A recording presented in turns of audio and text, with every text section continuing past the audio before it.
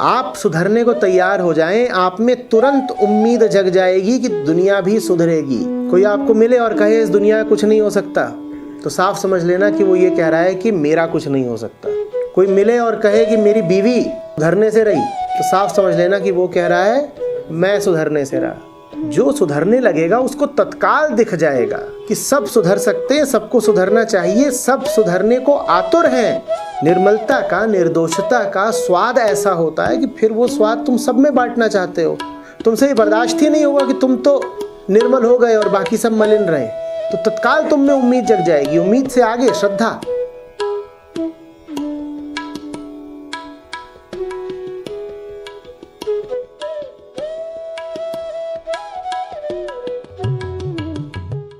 अगर हम अविद्या जानते हैं तो अंधकार में जाते ही हैं, लेकिन साथ साथ अगर हम विद्या भी जानते हैं तो और मतलब डीपेस्ट डार्कनेस में जाते हैं।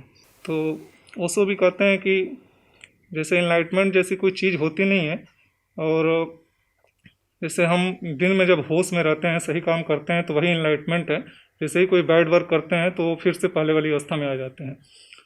तो साकार और निराकार और ये विद्या अविद्या को कैसे हम देखें, मतलब और मतलब थोड़ा उदाहरण से समझाइए कि कैसे जाने कि विद्या का ज्ञान हो जाने पे या विद्या का आभास हो जाने पे हम कुछ गलत काम नहीं कर पाएंगे। 2-3 बातें। पहली बात तो जिन श्लोकों को आप उद्धृत कर रहे हैं वो ये नहीं कहते कि विद्या जानने पर अंधकार में जाते हो या विद्या जानने पर अंधकार में जाते हो। कहते हैं सिर्फ अविद्या जो जानता है वो गहरे अंधकार में जाता है, और मात्र सिर्फ विद्या जो जानता है, ये जो मात्र है ना, सिर्फ ओनली, ये बड़े महत्व का है, इसे चूकिए मत। कह रहे दोनों होने चाहिए साथ में। वास्तव में ज़रूरत नहीं है कहने की दोनों होने चाहिए साथ में। थोड़ी देर पहले हमने इस पर चर्चा करी थी। विद्या आ ही नहीं सकती बिना अविद्या के। विद्या अगर वास्तविक है तो बिना अविद्या के आ नहीं सकती। खुद को आप जान ही नहीं सकते बिना उन विषयों को जाने जिनकी ओर आप लपकते रहते हैं। ठीक है, लेकिन चूंकि हम बड़े फसादी लोग हैं, बड़े झूठे लोग हैं, हम ये दावा कर सकते हैं कि विद्या है हमें और अविद्या बिल्कुल नहीं, तो इसलिए ऋषियों को दोहरा के स्पष्ट करना पड़ा कि जो लोग सिर्फ विद्या रख रहे हैं, अविद्या बिल्कुल नहीं, वो और गहरे अंधकार में जाएंगे। क्योंकि जो संसार को जानते हैं उन्हें कम से कम संसार तो पता है। जो अविद्या के क्षेत्र के हैं, जो दुनियादारी में लिप्त लोग हैं, उन्हें कम से कम दुनिया का तो कुछ पता है ना। वो कुछ तो जानते हैं। क्या जानते हैं? वो दुनिया के बारे में तो जानते हैं ना। लेकिन कुछ सूरमा ऐसे होते हैं जो दुनिया का तो कुछ जानते नहीं और कहते हैं हम आत्मज्ञानी हैं, हम संसार का कोई ज्ञान नहीं रखते क्योंकि हम तो आत्मज्ञानी है। ऐसे झूठे लोगों के विरुद्ध सावधान कराए ऋषियों ने। वो कह रहे हैं अगर तुम उनमें से हो जो कह रहे हो कि दुनिया का तो हमें कुछ पता नहीं पर हम आत्मज्ञानी हैं, तो तुम दुनियादार लोगों से भी ज्यादा गहरे कुएं में जाके गिरोगे। एक कुआं है जिसमें सब दुनियादार जाके गिरते हैं, और एक कुआं है जिसमें झूठे आध्यात्मिक लोग जाकर गिरते हैं। दूसरा कुआं ज्यादा गहरा है। विद्या अगर वास्तविक है तो वो अविद्या के साथ चलेगी। अविद्या के साथ चलेगी का मतलब ये नहीं है कि तुम्हें दुनिया का सब कुछ पता होगा, पर दुनिया का तुम्हें कम से कम उतना ज़रूर पता होगा जितना खुद को जानने के लिए ज़रूरी है। समझ में आ रही है बात? उद्देश्य यही है कि तुम स्वयं को जान पाओ, पर तुम्हें कैसे पता लगेगा अपना अगर तुम्हें उसका नहीं पता जिससे तुम प्रेम करने निकल पड़े हो। तुम्हें एक शर्ट बहुत पसंद है, तुम्हें नहीं पता कि तुम इस तरह की शर्ट की ओर आकर्षित क्यों हो रहे हो, या उस शर्ट में ऐसा क्या है जो तुम्हें खींच लेता है, तो तुम खुद को कैसे जानोगे बताओ? तो इसीलिए मैं के जो विषय हैं उनका अनुसंधान करना पड़ता है। जो कुछ भी तुम्हारे मन पर छाया रहता है उसका विश्लेषण करना पड़ता है। वो क्या चीज़ है, मुझे क्यों खींच रही है, उसके बारे में जान करके तुम अपने बारे में जान जाते हो। जो मन से ना उतरे माया कहिए सोए। जो मन पर चढ़ा है उसको जानने लगो, अपने आप को जानने लगो। लेकिन उतना ही काफ़ी नहीं होगा, क्योंकि अगर इरादा खुद को जानने का नहीं है और उस चीज़ को जानने निकल पड़े जो सर पे चढ़ी है, तो वो चीज़ का तुम्हें ज्ञान नहीं होगा, बल्कि तुम उस चीज़ में लिप्त हो जाओगे। इरादा ये होना चाहिए कि मुझे अपना पता करना। अब पता अपना करना है, लेकिन जा उस दिशा में रहा हूँ, क्योंकि उसी दिशा में मैं भागता रहता हूँ।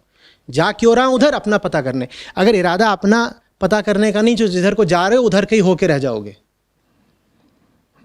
फिर अविद्यावादी हो गए कि उधर कहीं होके रह गए। उधर को जाना है, लेकिन इरादा साफ है। तुम्हें जानना चाहता हूं ताकि खुद को जान सकूं। तुम में ऐसा क्या है कि तुम्हारी ओर भाग रहा हूं? ये सब हम करते नहीं हैं, क्योंकि जिस चीज़ को जानने लगोगे ना, ज़्यादा संभावना यही है कि उस चीज़ से विरक्त हो जाओगे। हमारी ज़िंदगी और हमारे आकर्षण कुछ इस तरीके के होते हैं कि वो कायम ही तब तक रह सकते हैं जब तक अंधेरा है।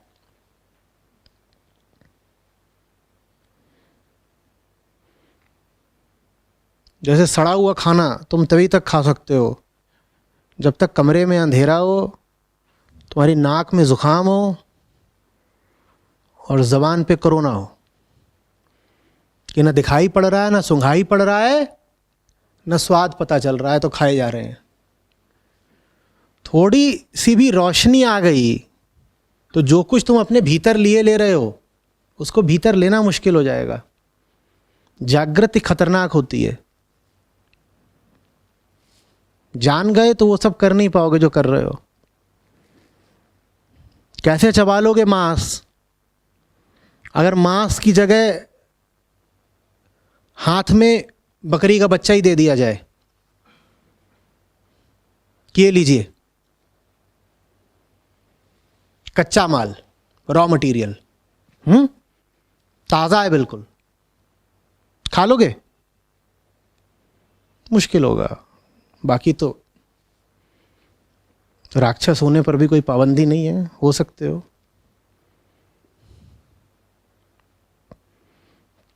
कुछ काम अंधेरे में और नासमझी में ही किए जा सकते हैं। उन कामों को अगर करना है तो नासमझ होना पड़ता है।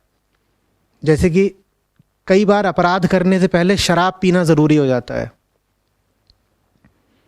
शराब नहीं पी होगी तो वो अपराध कर नहीं पाओगे। ये जानते हैं ना आप? बहुसंख्य अपराधी हैं जो अपराध करने निकलने से पहले शराब ज़रूर पीते हैं। शराब के बिना वो कर ही नहीं पाएंगे जो उन्हें करना है।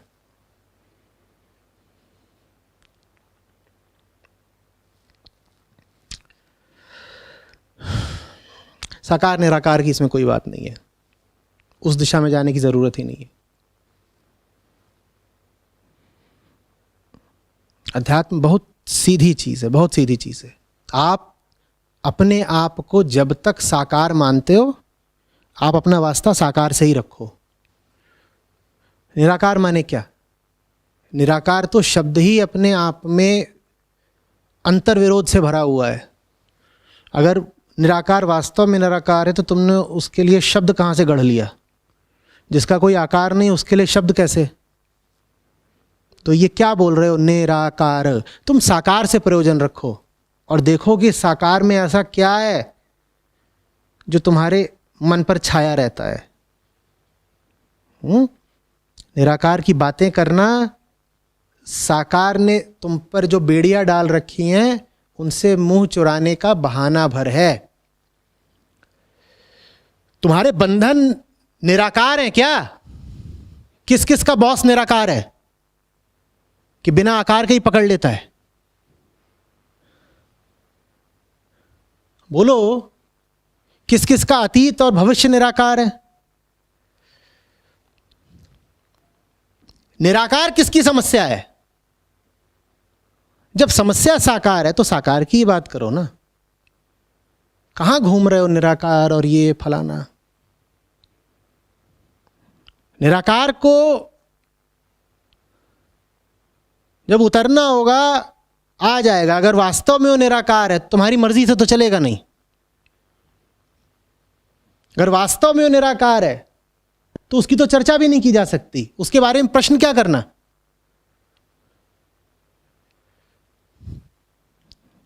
चिकित्सक को अपनी तकलीफ बताते हैं ना, या स्वास्थ्य के बारे में अपने सिद्धांत। डॉक्टर के सामने जाओ और बैठो और बताओ कि मुझे लगता है कि स्वास्थ्य के अनुभव कुछ ऐसे होते होंगे। वो पूछ रहा है साहब तकलीफ बता दीजिए क्या है आपको। नहीं, तकलीफ नहीं बताएंगे, हम आपको अपने सिद्धांत बताएंगे, अपने सपने बताएंगे।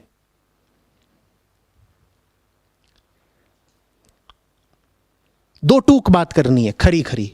तकलीफ क्या है? अध्यात्म का आपके सपनों, आदर्शों, सिद्धांतों से कोई वास्ता नहीं। अध्यात्म चिकित्सा है। तकलीफ बताओ।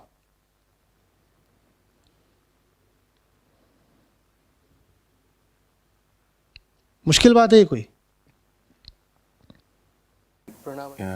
विद्या के कुछ जो कॉन्सेप्ट पता चलते हैं ग्रंथों से, या कुछ जो बातें पता चलती हैं, उनके बेस पे मैं जब लड़ाई लड़ना स्टार्ट करता हूँ, अपने जीवन की चीज़ों को देखना स्टार्ट करता हूँ, तो मुझे हर 10-5 मिनट में कुछ ना कुछ फैसले करने पड़ते हैं कि अब ये उसकी तरफ से ये है, मेरी तरफ से ये है।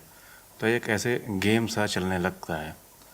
तो ऐसे कभी मैं अगर किसी दिन बहुत ज़्यादा एक्टिव हूँ कि आज मुझे करना ही है, एकदम फैसला करना ही है, तो ऐसा लगता है जैसे गेम सा चल रहा है। एक बार वो जीता, एक बार मैं, एक बार वो, एक बार मैं। तो और ज़्यादातर मैं बहुत बार हारता हूँ, मतलब बहुत ज़्यादा ये हुई नहीं ईमानदारी की। अभी तक ऐसे बोल रहे थे एक बार वो, एक बार मैं। तो हजार जी, कभी ऐसा हो सकता है कि मैं जीतूं?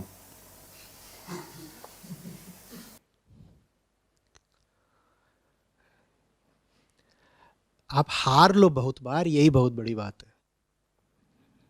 दिक्कत ये है कि हम हारना बंद कर देते हैं।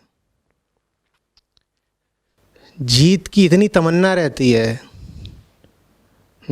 और हारने पर ऐसी चोट लगती है कि हम हारना ही बंद कर देते हैं। जीतना ज़रूरी नहीं है, बार बार हारते रहना ज़रूरी है। क्योंकि हारना ये तो बताता है ना कि अभी मैदान में हो। हारने के लिए ही सही अभी मैदान में हो। ज़्यादातर लोग तो मैदान छोड़ के भाग जाते हैं। आप हारते रहो। जीतना बहुत बड़ी मांग है। कौन जीतता है? कोई नहीं जीतता, कोई नहीं जीतता। जो कहते हैं कि वो जीतते हैं, उन्हें अपनी हारों का पता ही नहीं। वो ऐसे हारे हुए हैं।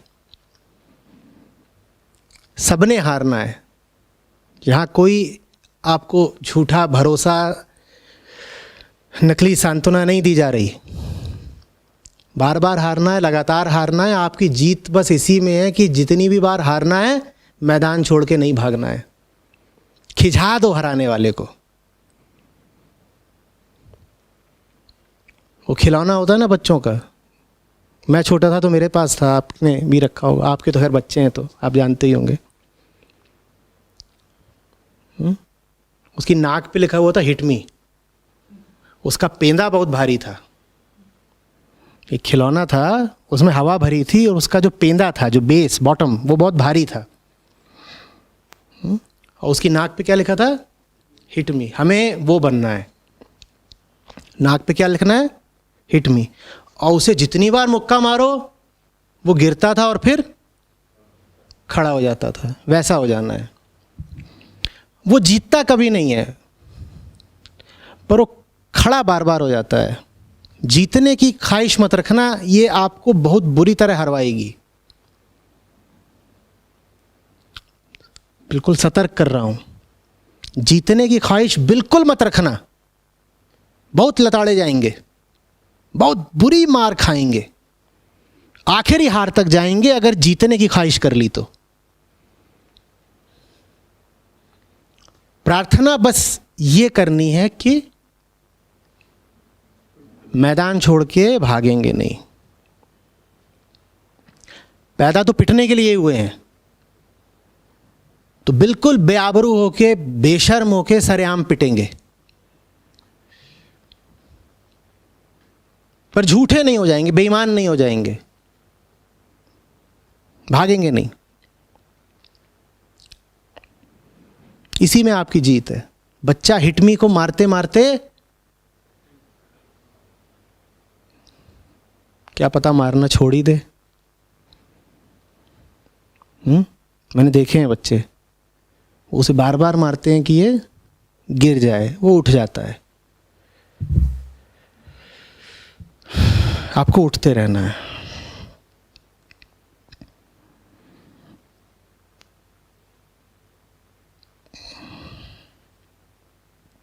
जीत जैसा कुछ नहीं, और अगर है भी तो उसका विचार करने की जरूरत नहीं। उतना ही करिए जितना आपके अधिकार में है। आपके अधिकार में क्या है? उठ जाना। मारने वाला आपको अगली चोट मारेगा या नहीं मारेगा ये आपके अधिकार में नहीं है।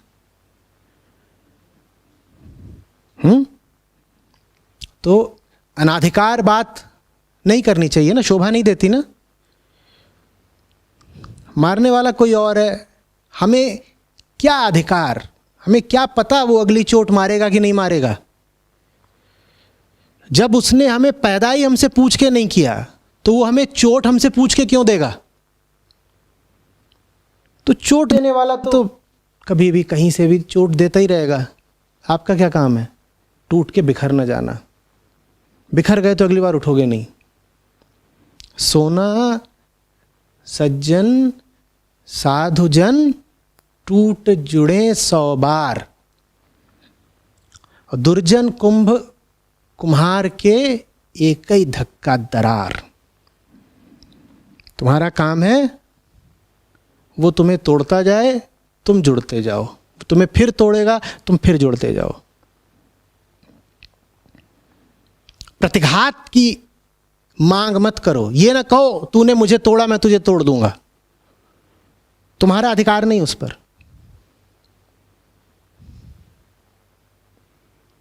वो बहुत बड़ा है। ब्रह्म के बाद अगर नंबर लगता है किसी का तो माया का। आंटी बहुत ऊंची है, फालतू की बात तो करो मत कि उनका ये कर देंगे वो कर देंगे। हम तुम आते जाते रहते हैं, वो शाश्वत बैठी हुई हैं। तुम क्या बिगाड़ लोगे उनका? तुम इतना ही कर लो कि क्या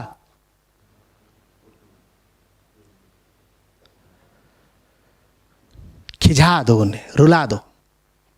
ये कैसा है? जितनी बार तोड़ते हैं उतनी बार जुड़ जाता है। ऐसे हो जाओ।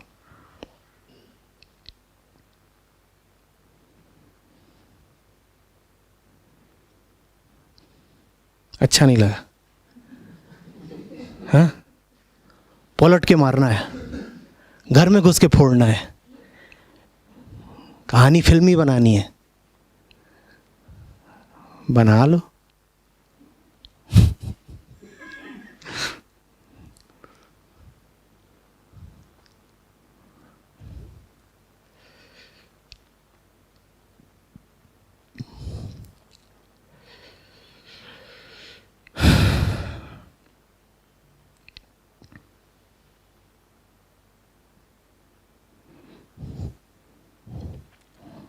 यहाँ गंगा के तट पर जितनी रेत है और उसमें जितने कण हैं,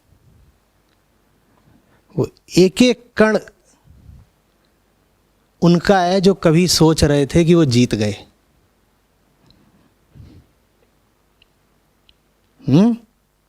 जीतने वालों का ये हश्र होता है। सुबह जाइएगा टहलने,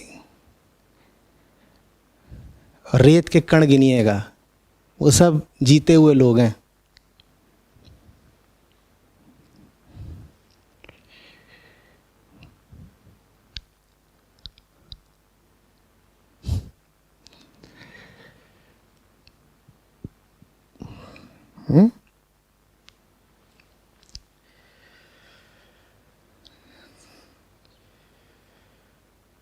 हरिजन तो हारा भला, जीतन दे संसार। हारा तो हरि से मिले, जीता जम के द्वार।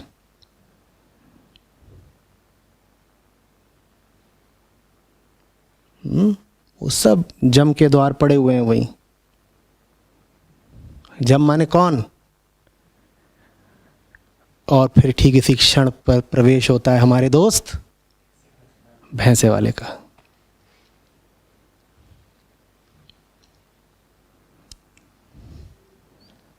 तो साहब के ज़माने में भी जीतने वालों का वही अंजाम था, आज भी वही है, कुछ बातें नहीं बदलती।